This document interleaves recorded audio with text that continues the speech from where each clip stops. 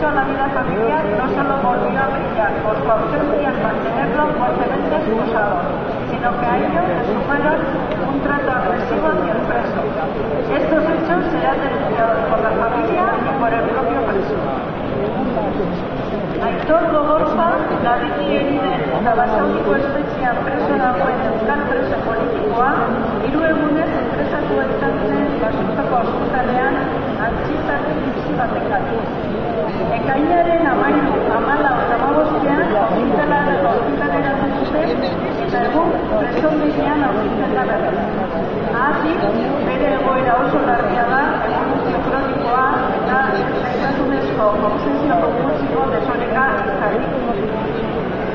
A finales del mes pasado también hemos sabido de la decisión del Tribunal de Casación de París de tumbar la sentencia que mantiene al preso político Ivonne Fernández Giraldi encarcelado con una grave enfermedad. El caso de la argumentación que se decidió para mantenerlo en prisión abre una brecha de esperanza para que su caso vuelva a ser estudiado de nuevo. Amaitzeko, gogorarazi nahi dizuegu dispertsio politikaren baitan kokatzen diren urraketa guzti hauen aurka azalduko jarrera etxeratzen datozen orduetan. Alde batetik, abuztuaren batean Loiolan izango gara. Eusko Jaurlaritzako agintari nagusiei txosten bat emateko. Aurten, kartzelara bidaiatzen duten aurren gainean hartu dugu. Dispertsioaren alderdirik ilunena.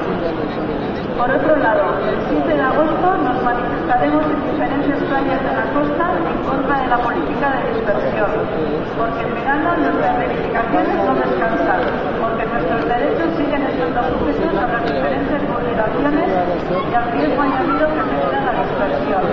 Por ello, queremos hacer un llamamiento para que el próximo domingo acudáis a cualquiera de las convocatorias que hemos organizado, que hemos comenzado a difundir tanto en redes sociales como en la calle, para denunciar la política de dispersión por el respeto a los derechos de todas y todos los ciudadanos, dispersión y todo.